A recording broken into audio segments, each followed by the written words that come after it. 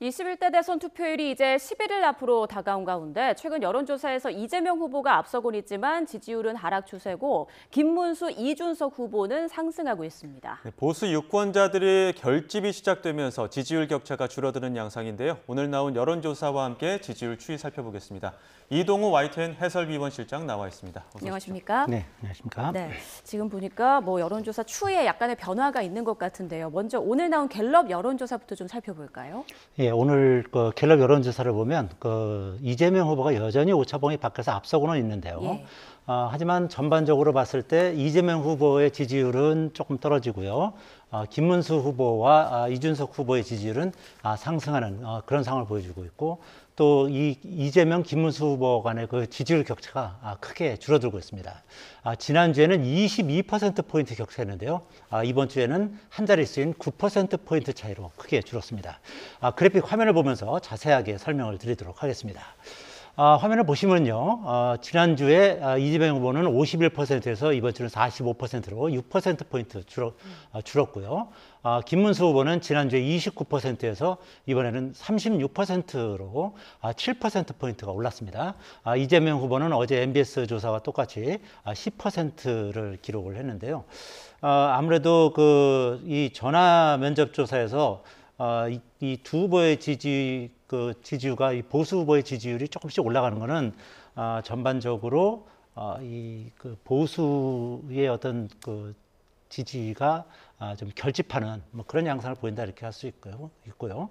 이번에 이제 여론조사 지금 보시면 아시겠지만 36%하고 10% 김문수 후보, 이준석 후보 둘을 합치면 46%입니다. 예. 단순 지지율을 합했을 경우에 이재명 후보한테 1%포인트 이제 앞서게 되는 건데요. 이 전화 면접 조사에서 이 두 보수 후보의 지지율 합이 이재명 후보를 앞서는 것은 이번 갤럽 여론조사가 처음입니다. 결국 이제 후보 지지율이라는 거는 정당 지지율하고 이제 비슷하게 수렴하게 돼 있거든요. 예. 근데 정당 지지율도 이제 화면을 보면서 이제 설명을 드리겠는데요.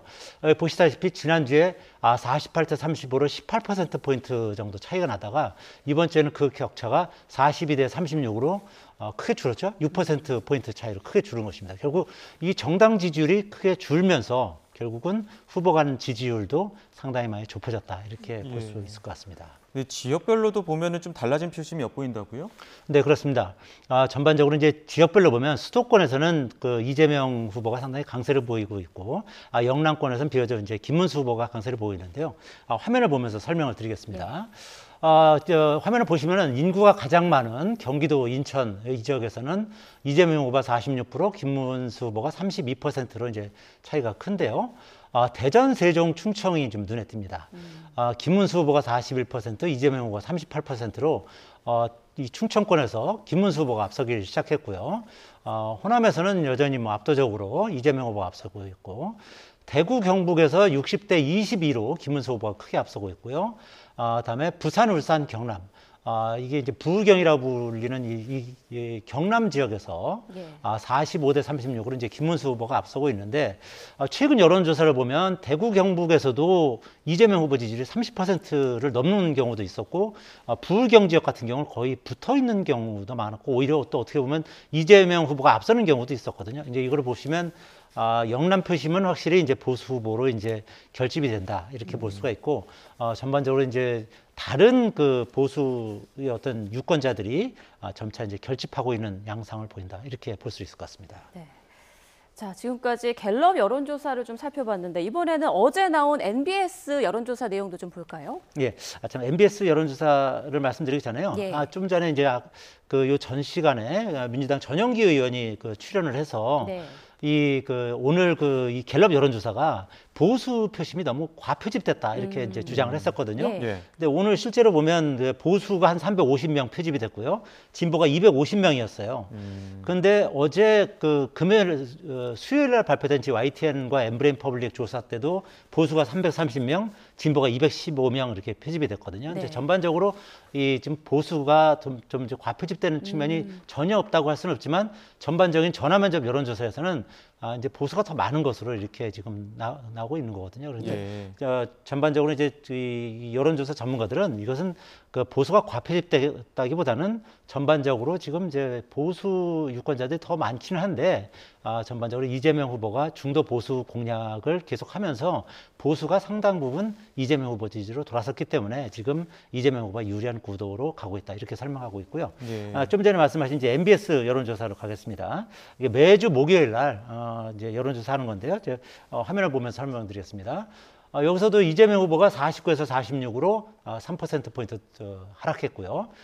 김문수 후보는 27에서 32%로 5%포인트 올랐고, 이준석 후보도 3%포인트 올라서 10%를 기록했습니다. 이준석 후보가 이 조사에서 10%를 넘긴 것은 이번이 처음이고요. 지난주와 비교해서 이렇게 각각 이 등락이 있었고, 그러다 보니까 이제 지난주에는 이재명과 김문수 후보 간의 격차가 무려 22%포인트였는데 네. 어제 같은 경우는 이제 14%포인트로 이제 줄었죠. 아무래도 이제 이것도 마찬가지로 이제 보수 지지층이 결집하고 있는 거다 이렇게 볼 수가 있는데요. 이 화면을 보면서 이걸 좀 설명을 드리겠습니다. 어떻게 보수가 결집하고 있다 이런 거는 이제 과학적으로 이제 좀 증명을 하고 있는 건데요. 이재명 후보, 민주당 지지층에서는 이재명 후보에 대해서 95%가 지금 결집을 하고 있어요. 그 전주에는 94%가 결집을 했고요. 반면에 김문수 후보 같은 경우는 그 전주에는 81%만이 지지를 하다가 이번 주에는 89%가 지지를 하고 있거든요. 그러니까 그만큼 보수층에서 김문수 후보로 결집을 하고 있다. 이렇게 이제 분석할 수 있을 거고요. 만일에 이제 김문수, 이준석 두 후보를 단순 합산한다면 어떻게 되느냐 보니까 42%입니다. 그래서 결국 이재명 후보와 4%포인트 격차가 나는 거죠. 오늘 갤럽 여론조사의 어떤 추이가 전반적으로 이런 것을 그대로 보여주고 있는 거고요. 정당 지지도 같은 경우도 크게 이제 많이 좀 달라졌는데요. 정당 지지도 같은 경우는 지난주에는 42대 28, 그러니까 14%포인트 차이 났었거든요. 근데 이번 주에는 보면 40대 31, 9%포인트 차이로 이제 줄었어요. 그러니까 이거는 결국 오늘 갤럽 여론조사하고 이제 비슷한 그런 추이를 보이고 있다 이렇게 볼 수 있고, 이 여론조사에서 보면 이재명 후보가 46%를 얻었으니까 정당 지지율보다 한 6%포인트 높게 얻는 거고요. 예. 김문수 후보는 32%니까 정당 지지율에 비해서 겨우 1%포인트 더 높다. 그러니까 그만큼 이재명 후보가 전반적으로 이제 중도 보수층에서, 중도층에서 상당히 이제 그런 표심을 흡수하고 있다. 이렇게 볼 수 있을 것 같고요. 그다음에 정권 교체, 그리고 정권 재창출 여론 관련해서도 표를 보면서 설명을 드리겠습니다. 지난주에는 정권 교체 여론이 57%, 정권 재창출 여론이 32%였거든요. 근데 이번 주에는 55대 34. 그러니까 25%포인트 차이에서 21%포인트 차이로 다소 줄은 그런 상황이라고 볼 수 있겠습니다. 네, 지금 지표가 여러 가지가 나오고 있는데 오늘 나온 갤럽 조사 그리고 어제 나온 MBS 조사 그리고 또 이번에는 지방신문협의회가 의뢰한 어제 나온 또 갤럽 여론조사가 있거든요. 이것도 결과를 좀 설명해 주실까요? 예, 그렇습니다. 이제 오늘 나온 갤럽 여론조사는 갤럽이 자체 여론조사하는 겁니다. 예. 돈을 받지 않고 매주 이제 하는 거고요. 이제 대한민국 지방신문협의회가 갤럽에 의뢰해서 이제 돈을 주고 실시한 이제 여론조사 이제 결과가 나온 건데요. 요거 역시 이제 화면을 보면서 이제 설명을 드리겠습니다. 여기서 이제 이재명 후보가 46%, 김문수 후보 34%, 이준석 후보가 11%를 얻었어요. 여기서도 단순 지지율을 합하면 34와 11을 합치면 45%입니다. 그러니까 상당히 이 두 보수 후보를 합쳤을 경우에 지지율이 이재명 후보가 상당히 이제 근접한 그런 결과가 나왔다. 이렇게 볼 수 있을 것 같습니다. 네. 자, 그리고 주요 여론조사 기관 중에 또 한 곳이죠. 리얼미터 결과도 좀 분석해 보죠. 네, 리얼미터는 이제 전반적으로 이제 ARS 자동응답 전화 조사를 많이 하는 거거든요. 좀 전에 말씀드렸던 MBS 조사, 갤럽 조사 이런 조사들은 다 이제 전화 면접 여론조사입니다. 예. 그러니까 ARS 조사 같은 경우는 이제 아무래도 이제 조사하는 사람 입장에서는 이제 자기가 누군지 모르고 오는 전화이기 때문에 그러니까 고관여층, 정치 고관여층에서 답변을 많이 하고요. 전화 면접 여론조사는 뭐 누구나 다 이제 답변을 많이 하기 때문에 그래서 이제 전반적으로 응답률이 상당히 전화 면접 여론조사는 높고요. 그다음에 리얼미터 조사는 응답률이 뭐 기껏해 한 4, 5% 정도 이렇게 나오는 그런 상황인데요. 어쨌든 이 여론조사를 보면 에너지경제신문이 리얼미터에 의뢰해서 조사를 했는데 이재명 후보가 48.1%, 김문수 후보가 38.6%, 그리고 이준석 후보는 9.4%를 기록했어요. 김문수, 이준석 두 후보의 지지율을 합하면 48.0%로 역시 이재명 후보하고 아주 비슷한 그런 상황을 이제 보이고 있는 건데요. 다음에 이제 보수 진영 단일화를 가정해서 양자 대결 여론조사를 한번 보도록 하겠습니다. 화면을 보면서 설명을 드리겠는데요. 이재명 후보 50.3%고 김문수 후보로 단일화했을 경우는 43.5%, 그리고 이준석 후보로 단일화하면 이재명 후보 49.5%, 이준석 후보 37.7%입니다. 그러니까 이재명, 김문수 후보 사이에 그 단일화 이렇게 붙었을 때는 격차가 한 6.8%포인트로 이제 줄어드는 그런 상황을 볼 수 있겠습니다. 지금 여러 지표에서 단일화를 가정한 질문들도 많이 하게 되는 이유가 결국 이제 막판 최대 변수가 될 거기 때문인데 이 후보는 근데 단일화 없다고 완주 의사를 분명히 하지 않았습니까? 네, 그렇습니다. 이제 이준석 후보는 최근에 이제 아무래도 지지율이 조금씩 이렇게 올라가고 있지 않습니까? 네. 한 자릿수에서 이제 두 자릿수로 올라갔어요. 네. YTN 엠브레인 퍼블릭 여론조사에서는 6%밖에 안 나는데 이제 각종 이제 전화번호 여론조사에서 이제 두 자릿수가 나오기 시작한 상황이기 때문에 상당히 나름대로 이제 자신감을 갖고 어제 이제 긴급 기자회견을 열었거든요. 이제 뭐 단일화는 없다. 이제 그 이번 대선을 완주하겠다. 뭐 이런 식으로 얘기를 한 건데요. 아무래도 이제 대선 뒤에 보수 재편에 본인이 이제 핵심 키 역할을 하겠다는 이제 그런 자신감을 가지고 시간은 자신의 편이다. 이렇게 보고 있는 거라고 이제 분석할 수 있을 것 같은데요. 지금 이제 몸이 단 거는 사실 이제 국민의힘 측이겠죠. 그래서 뭐 그 김용태 비대위원장이나 이제 안철수 의원이 이준석 후보의 이제 유세 현장까지 찾아가서 이제 단일화를 압박하는 뭐 그런 일도 있었는데요. 이제 다만 이제 이준석 후보 입장에서는 이제 각종 여론조사를 보면 두 보수 후보를 합치면은 뭐 이기거나 뭐 비슷하거나 이런 여론조사 나오는 거 아니겠습니까? 네. 이제 그렇게 되면 이제 보수 유권자층으로부터 이제 상당한 이제 압박을 받을 수밖에 없는데요. 이준석 후보의 어떤 그 소신, 긴급 기자회견 내용 한번 직접 들어보시겠습니다.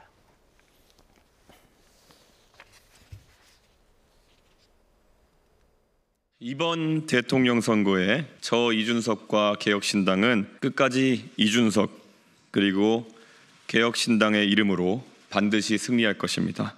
국민 여러분께서 받아보실 투표용지에는 기호 4번 이준석의 이름이 선명히 보일 것입니다. 6월 3일 본투표일까지 앞으로 12일 남았습니다. 두 개의 거탑을 무너뜨리기에 12일이면 충분한 시간입니다. 네, 이렇게 밝히기 전에 폭로가 하나 있었잖아요. 그러니까 국민의힘 친윤계에서 당권을 줄 테니 단일화하자라고 이제 이준석 측에 제안을 했다. 이런 내용의 폭로인데 좀 자세히 설명을 해주시죠. 네, 이것을 폭로한 주인공은 개혁신당의 그 이동훈 선대위 공보단장입니다. 예. 이동훈 공보단장은 이제 한국일보, 조선일보 기자를 거쳐서 윤석열 대선 후보의 공보 담당도 했던 인물이거든요. 그러니까 제가 이제 정치부의 야당 반장하고 국회 반장할 때 현장에서 같이 취재도 했고, 상당히 이제 친하게 지냈던 인물인데, 이제는 이제 이준석 후보의 최측근으로 이제 재탄생한 상황입니다. 이 화면을 보시면 이제 설명을 드리겠는데요. 이동훈 개혁신당 그 선대위 공보단장이 이제 페이스북에 올린 글입니다. 국민의힘 친윤계 인사가 이준석 후보에게 차기 당권을 줄 테니까 단일화하자는 제안을 해왔다. 이분들은 한동훈이 대선 이후에 국민의힘 당권을 쥐게 될까봐 노심초사하고 있다. 차라리 이준석이 당권을 가져가는 게 낫다고 보는 것이다. 이렇게 이제 본인의 이제 해석까지 넣은 것이죠. 그러니까 아무래도 이제 이동훈 그 공보단장의 이런 폭로가 어떻게 보면 이 국민의힘을 이제 분열시키는 그런 촉매제 역할도 하고 있거든요. 이제 여러 가지를 봤을 때 이제 이준석 후보 측 입장에서는 자신들이 어떤 단일화의 어떤 이니셔티브를 지고 가겠다 이런 계산도 좀 있는 것 같아 보이고요. 어쨌든 뭐 이런 이런 폭로를 통해서 당장 한동훈 후보와 한동훈 전 대표와 한동훈 전 대표의 측근들이 아주 강력 반발하고 있거든요. 그러니까 결국 친윤계가 이런 식으로 또 분탕질을 하고 있는 것이다. 친윤계를 축출해야 된다. 이렇게 뭐 강력 주장하고 있거든요. 결국 이러한 이동훈 공보단장의 폭로가 결국 어떻게 보면 국민의힘이 상당히 이제 분열하게 되는 그런 촉매제 역할을 하고 있는 그런 상황이라고 볼 수 있을 것 같습니다. 근데 이러한 갈등 속에서 만약에라도 단일화를 한다고 해도 지표상으로는 그렇게 썩 시통치 않은 결과가 나올 수 있다라는 지표도 있는 것 같더라고요. 예, 그렇습니다. 이건 상당히 이제 과학적인 이제 분석 자료인데요. 네. 저희 YTN이 엠브레인 퍼블릭과 함께 여론조사한 결과를 자세히 분석해 보면 이런 결과가 나옵니다. 제가 이제 화면을 보면서 이제 설명을 드리겠는데요. 지금 왼쪽을 보시면 자, 김문수 후보로 단일화할 경우에 표심이 어떻게 움직이느냐. 이거는 그 이준석 후보의 지지가 어떻게 움직이느냐를 보는 겁니다. 그랬을 때 이재명을 지지하겠다는 게 무려 20%나 됩니다. 예. 그리고 김문수를 지지하겠다는 거는 29%고요. 지지 후보 없음으로 아예 이제 가버리는 경우가 절반이 넘는 51%고요. 반대로 오른쪽으로 보시면 이준석 후보로 단일화할 경우에는 김문수 지지자들이 어떻게 바뀌는지를 보면 이재명 지지자로 바뀌는 건 4%에 불과하고요.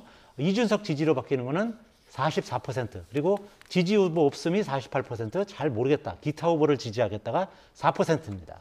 여기서 보시다시피 결국 그 절반 이상이 51%, 또 김문수 지지자들 같은 경우는 52%가 이탈을 하는 거죠.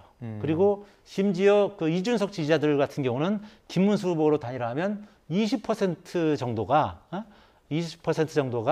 오히려 이재명 지지로 간다는 예. 겁니다. 여기서 표를 보시면 29에서 20을 빼면 9%만이 어떻게 보면 순수 이득인 거고, 그 이준석 후보로 단일화할 경우에는 44에서 4를 빼면 40%. 요만큼만이 순수 이득인 거다. 예. 이렇게 볼 수 있는 겁니다. 그러니까 예. 그만큼 단일화했을 때 이렇게 이탈하는 표가 많다는 얘기죠. 그래서 이 여론조사를 자세히 분석을 해보면 단일 후보, 보수 후보 단일화를 한다 그래도 이렇게 중간에 이탈하고 빠지는 표가 이제 많다 이런 건데, 근데 이것만을 이제 단순 그 계산해 보면 과학적으로 보면 김문수 후보로 단일화할 때보다는 이준석 후보로 단일화를 했을 때가 훨씬 더 단일화 효과는 있다 이렇게 볼 수 있는 건데, 뭐 아시다시피 지금 각종 여론조사를 보면 단일화했을 때 지금 이제 김문수 후보 지지가 더 높지 않습니까? 예. 이제 그렇기 때문에 이제 현실적으로 이렇게 하기도 쉽지 않은 상황이고, 근데 이건 향후 추이를 지켜봐야 되는데, 향후에 이제 각종 여론조사에서 이제 이준석 후보가 지금 두 자릿수가 나오면서 이런 단일화 가상 대결을 했을 때 이준석 후보 지지율이 상당히 높아진다. 그리고 이준석 후보가 상당히 경쟁력이 있다 그러면 또 보수 유권자들이 그쪽으로 결집할 가능성도 완전히 배제할 수는 없는 그런 상황이라고 할 수 있겠습니다. 네, 아주 흥미로운 분석인데 그 항상 선거 때마다 나오는 말이 샤이 보수가 실제로 있느냐 이런 거잖아요. 전문가들은 그에 대해서 좀 어떻게 평가를 하고 있나요? 그 샤이 보수라는 건 분명히 있다는 것이 여론조사 전문가들의 이제 대체적인 그 해석인데요. 이것도 역시 이제 화면을 보면서 설명을 드리겠습니다. 지금 이제 이 MBS 조사 결과인데요. 이 중에 맨 오른쪽에 없다, 무응답이 지난주에는 16%에서 이번 주에 10%로 줄었는데, 이 없다, 무응답 요 층들이 전반적으로 샤이 보수라고 볼 수 있다. 이렇게 본다는 겁니다. 전문가의 말을 한번 직접 들어보시죠. 예. 최근 발표되는 전화면접 선거 조사에서 무응답층은 상당수 샤이 보수라고 볼 수 있는데, 대통령 탄핵 파면으로 실시되는 이번 조기 대선에서 보수 유권자들이 자신의 정치적 성향을 드러내기 꺼려한다는 것인데요. 다만 이들이 얼마나 적극적으로 투표장에 갈 것인지는 불확실해 보입니다. 그러니까 윤석열 전 대통령이 이제 느닷없는 계엄으로 이제 탄핵과 파면까지 이뤘지 않습니까? 그렇다 보니까 이제 보수 유권자들이 차마 이제 보수라고는 답하기 어렵다. 이런 사람들이 이제 샤이 보수를 넘어가면서 이제 없다, 모름, 무응답 이런 층으로 이제 넘어간다는 게 이제 그 여론조사 전문가들의 이제 설명인데요.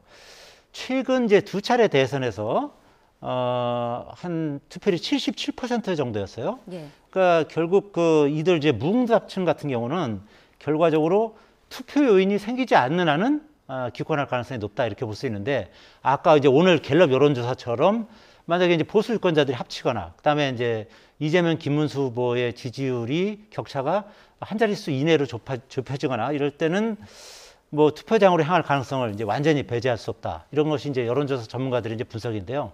결국 이 한 10% 전후에 이 샤이 보수가 실제로 투표장으로 향할 것인지 안 할 것인지, 이것도 이제 대선에서 상당한 이제 변수로 작용할 그런 가능성이 있다고 볼 수 있겠습니다. 그럼 이들을 움직이거나 아니면 다른 쪽으로 결집할 수 있는 그런 판세를 흔들 수 있는 변수가 있다면 어떤 게 있을까요?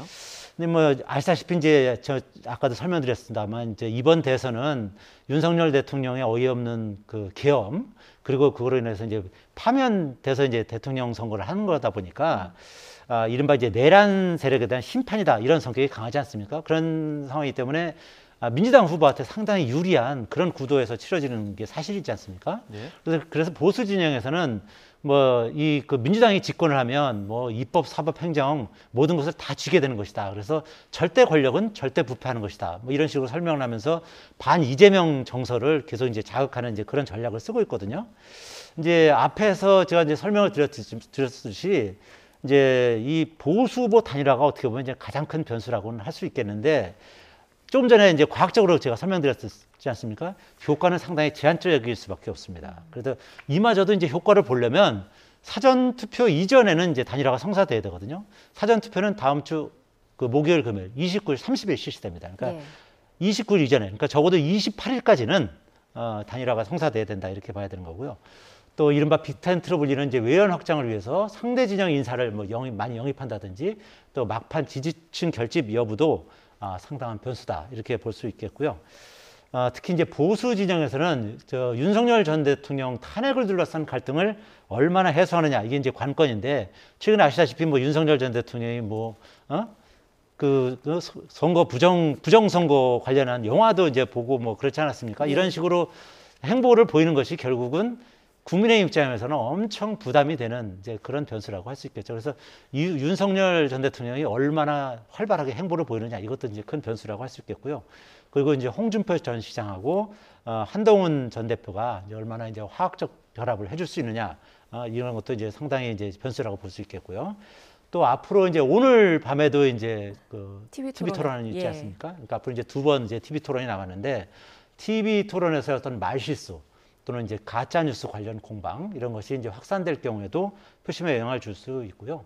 또 유세 과정에서 이제 신변 위해 같은 게 발생할 수 있지 않습니까? 이제 그런 부분이라든지 뭐 북한 관련 동향 이런 것도 이제 변수라고 할 수 있겠는데, 뭐 이런 구도가 이제 전체적인 대선 구도에는 크게 영향은 미치지 못한다. 이렇게 볼 수 있겠습니다. 남은 11일 동안 민심에 어느 정도 변화가 있을지 좀 계속 지켜봐야겠습니다. 지금까지 이동우 YTN 해설위원 실장과 함께했습니다. 고맙습니다.